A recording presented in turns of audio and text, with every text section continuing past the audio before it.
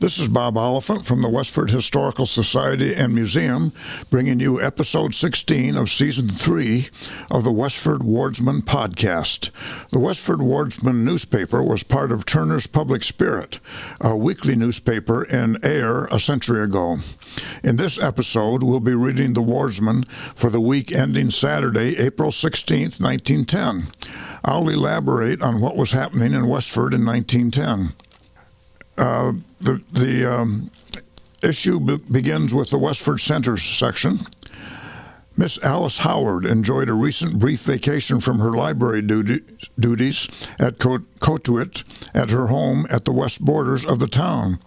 Reverend Mr. Wallace was obliged to be out of town Tuesday and was detained from reaching home until after the appointed hour for the weekly prayer meeting, and in his absence, Mrs. Wallace conducted the service most acceptably. The new Soldiers' Monument has been put in place on the nicely graded triangle at the west end of the common. It has been boxed and veiled, awaiting the dedicatory services, Memorial Day, when a special program will take place.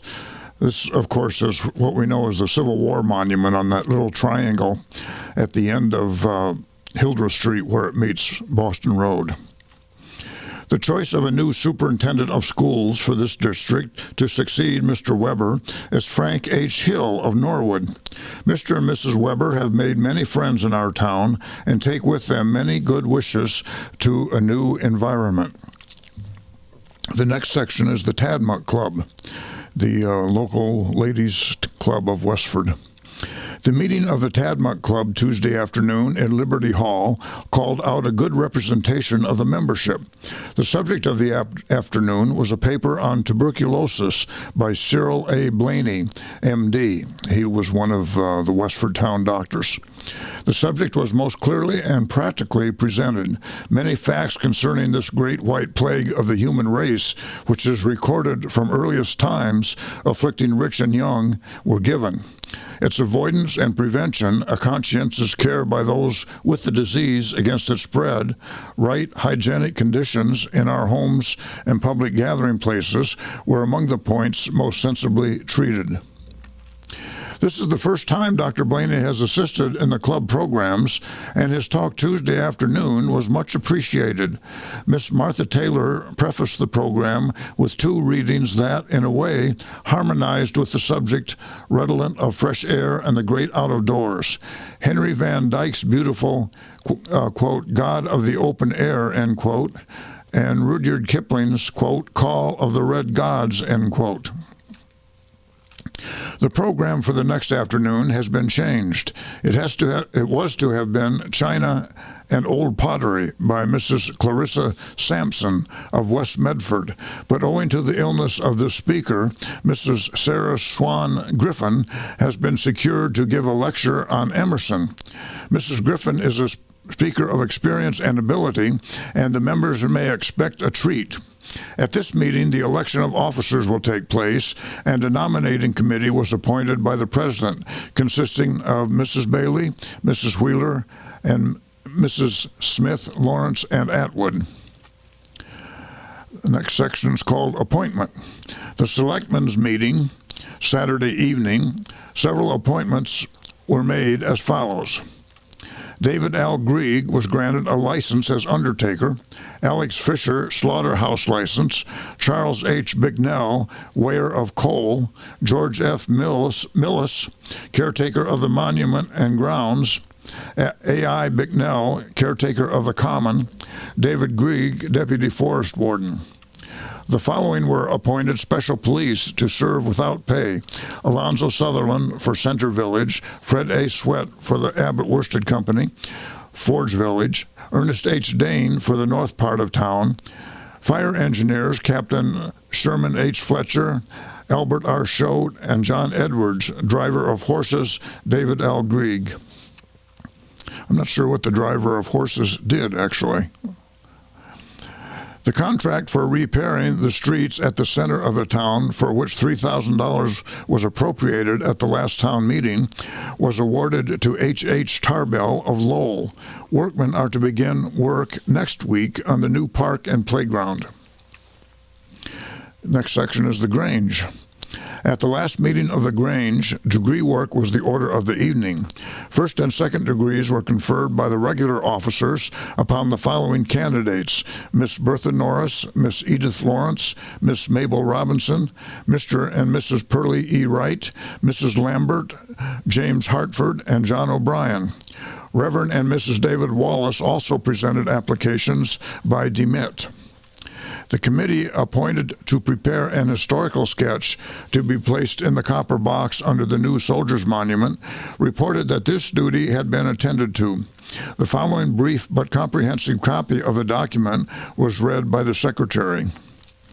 Westford Grange was instituted by Leonard W. Wheeler and William L. Woods. A preliminary meeting was held at the home of Mrs. Winthrop F. Wheeler, February 27, 1895, with a gathering of 28 or more. March 6th, a meeting was held in the vestry to organize the Grange by Deputy Frank H. Stevens of Stowe, assisted by his son.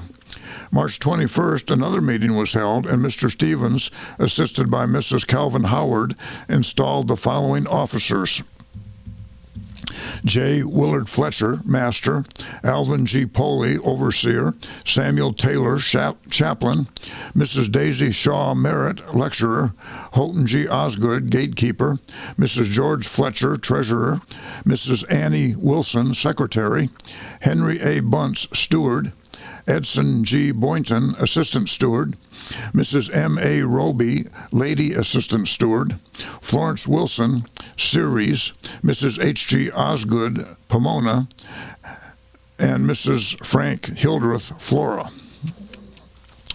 Signed by the committee, Mrs. Winthrop Wheeler, Samuel L. Taylor, and Frank C. Wright. This, with a list of charter members and a program of the current year, were enclosed. That all went into the copper box that's buried beneath the Soldiers' Monument. At the business session, much routine business was transacted.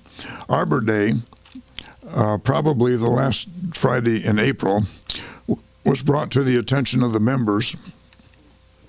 Also, an excellent article on the Grange and its purposes in the current number of the New England Magazine. The next section is the About Town section. The Fortnightly Club is loyal and courageous and seldom has to succumb to weather conditions, such as interfere with larger organizations. Friday night last was no exception. The rain descended and the gathering assembled, and the program was not dampened. On the program was readings by Mrs. Alice Lambert, Miss Stella Glenn, and Miss Lillian Wright. For solo work, Edward Gamblin entertained at all skip places on the program. The young people had a cheerful hour with college songs, closing with Home Sweet Home, the greatest and the most neglected college on earth. The next meeting will be held Friday evening, April 22nd. The first black snake of the season was seen last Sunday on Main Street, hurrying northward as though he also was going to become a discoverer. Louis Fletcher, son of Councillor Fletcher, is ill with pneumonia. At present, there are no symptoms for alarm. Dr. Wells is baiting the disease to leave, which is good evidence that it will abate. Next section is called Deaths. Mrs. Sarah J. Kimball, wife of Selden W. Kimball, died in Newfield, Maine, April 5th, after an illness of 1 year. Besides her husband, she leaves 7 children: Elmer of California, Walter of Westford, Alice Elson of Newfield, Maine, M. Ada, Mary, which should be May, Mrs. Inez Shea, and Mrs. Effie Hennessy. There is also an aged mother-in-law, over 80 years old, 2 sisters, and 2 grandchildren. Burial was in Newfield. The Kimballs will be remembered as residents of Westford for about 10 years, living at one time on the Lowell Road in the house now owned by Gasper Desile, and later on the Graniteville Road on the farm of George L. Cady. While in town, Mr. Kimball was engaged in teaming farm produce for Boston Margot's. This Kimball was no relation to the Kimballs of Kimball Farm, I believe, who came from Littleton. Mrs. Lizzie G. Monahan, Monaghan died suddenly at her home in Parkerville Sunday morning. She arose early and attended to the usual housework. Her husband went to the barn, and when he returned, she was dead. She was about 50 years old and had lived in town about 8 years. The funeral took place Tuesday afternoon in the little chapel of the undertaker, C.M. Young. Reverend George F. Kengott, pastor of the First Trinitarian Church, officiated. Mrs. George W. Whitney and Mrs. W.S. Goodall sang appropriate selections. Mrs. Monaghan belonged to a number of fraternal orders, delegations being present from the Daughters of Liberty, the Evening Star Lodge of Rebecca's, and the New England Order of Protection. The Daughters of Liberty had a part in the funeral services, and the Daughters of Rebecca held a service at the grave. Next is the Forge Village section. Reverend Thomas L. Fisher started for South Dakota Thursday morning at the invitation of Bishop Johnson, where he goes to attend a memorial service. He was the pastor of St. Andrew's Church in Ayer, which was the parent church of St. Andrew's Mission in Forge Village. During his absence, services at St. Andrew's Mission will be held at 4:30 p.m. Sunday afternoons instead of the evening service. E.H. Hilliard of Groton School will occupy the pulpit. Mr. Fisher expects to return May 1st. A daughter named Sarah May was born to Mr. and Mrs. James May Saturday morning, April 9th, and died Sunday morning. Burial took place in St. Catherine's Cemetery Monday. The mills here will close Saturday, April 16th until Wednesday, April 20th.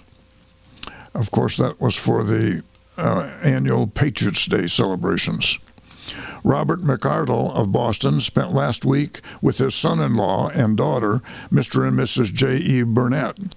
Fred Morris of Cambridge was also their guest over Sunday. The household effects and real estate of the late George H. Prescott were sold at auction Saturday afternoon, April 9th. The real estate consisted of a 7-room cottage and barn, 2 acres of land with fruit trees. The price paid was $1,825. James Benoit was the purchaser. Miss Alice L. Prescott returned Monday to her school duties in Andover after the spring vacation. She entertained at her home last week Miss Elsie Anderson of North Chelmsford and Miss Olive Palm of Lowell. Mr. and Mrs. E.W. Hyde have moved to Ayer, where they will reside permanently. Mr. Hyde is employed in the Chandler planer shop. Mrs. Mary Murray moved her household effects to Ayer Wednesday. Mr. and Mrs. George H. Weaver will occupy the tenement vacated by Mrs. Murray. Charles Flanagan, employed as flagman at the railroad crossing of the Boston and Maine, left Monday for Leominster, where he has obtained a position as painter of smoke stakes. The Ladies' Sewing Circle will hold I bet that stakes are supposed to be smoke stacks. That makes more sense. The Ladies' Sewing Circle will hold their annual fair and supper in Recreation Hall Saturday afternoon, April 23rd. Many useful as well as ornamental articles will be on sale. Also, candy and homemade cake and ice cream. The latest reports from Mr. and Mrs. W.E. Parsons, who went west last fall, are that Mr. and Mrs. Kennedy, sister of Mr. Parsons, have sold their large farm to a Catholic clergyman who is trying to form a settlement in Oregon. Mr. and Mrs. Kennedy have gone to Washington, where they will make their home. Mr. and Mrs. Parsons will join them later, and if they find the place agreeable, they will also settle there. Special rate tickets between Graniteville and Forge Village have been established by the Street Railway Company for the benefit of those who care to use them on Sundays until 3 p.m.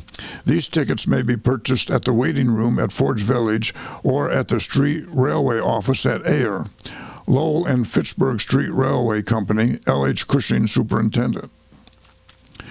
The next section is the Graniteville section.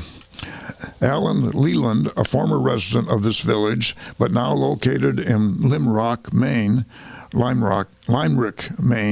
visited a friend here this week.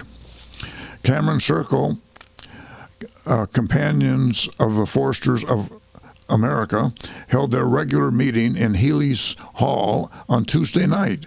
Business of importance was transacted, after which a social hour was enjoyed, during which dancing was enjoyed. Mrs. Edward Lammert, her given name is Lizzie Ann, of Ayer, with her 2 children, is visiting her mother, Mrs. Elizabeth Gower. The arrangements are almost completed for the play that the Graniteville Dramatic Club will give in Westford Hall April 18th. The drama is, quote, The Black Heifer, end quote, and promises to be the best ever given in town. Miss Annie Healy from Boston is home for a few days, which she is enjoying at the home of her parents here. The next article is about a funeral. The funeral of the late Mrs. Mary H. Willis, wife of Samuel R. Willis, took place last Saturday afternoon and was largely attended. The services were in charge of Reverend L. F. Havermale of the Methodist Episcopal Church in Graniteville. He gave a brief eulogy of the life of the deceased, and his hopeful words to the bereaved family made a deep impression. Mrs. Charles H. Wright and Mrs. David L. Grieg, John Grieg, and Edson G. Boynton sang the hymns that were favorites of the deceased, It Is Well With My Soul, Lead Kindly Light, and Christian Good Night. Among those in attendance from out of town were Mr. and Mrs. W. G. Willis, Samuel and A.E. Willis, Miss Susie Stancombe of Lowell, Mrs. Foote, Harry, and Lavina Folland of Manchester, New Hampshire, Mrs. L. Joint Richard Joint of Lynn, Mrs. Elizabeth Stratton of Lowell. There were many beautiful floral offerings which testified in a marked degree to the high esteem in which the deceased was held. The bearers were Samuel and Elbert Willis, Harry Folland, and Richard Joint, grandnephews of the deceased. Burial was in Fairview Cemetery, Westford. The last section is called A Serious Accident. John Carmichael, an elderly man who resides in this village, accidentally fell at his home on Tuesday morning, breaking his right hip. Dr. Sherman was out of town, but Dr. O.V. Wells, that's Orion V. Wells of Westford, was soon summoned, and the man found so badly injured that another physician was called. Dr. Metcalf of Tewksbury soon responded, and it was found necessary to put Mr. Carmichael under ether in order to operate. In the meantime, Dr. Sherman arrived, and all 3 physicians attended the injured man. The break is a very bad one, and considering Mr. Carmichael's age, 29 years, his chances are not very good for a complete recovery. His sons, James of Lowell and John of Ford's Village, were sent for and were soon with their father, and every care is being given to alleviate the injured man's suffering. Mr. Carmichael suffered the partial loss of an arm several years ago, and this accident, which is on the same side, makes the present trouble doubly severe. Mr. Carmichael is well and favorably known here, and his many friends are hoping for a complete recovery. His daughter, Mrs. Elva Bicknell of Somerville, also arrived here as soon as she was notified of the accident and will stay at home to assist in the care of her father. That's the news in Westford for the week ending April 16th, 1910. Thank you for listening, and thanks to Ryan Cousins of Westford CAT for providing technical support. You can find transcriptions and podcasts from the Wardsman at our website at museum.westford.org, or visit the Historical Society's Facebook page for more Westford news from a century ago. This is Bob Oliphant, and I hope you will join us for next week's Westford Wardsman podcast. Thank you.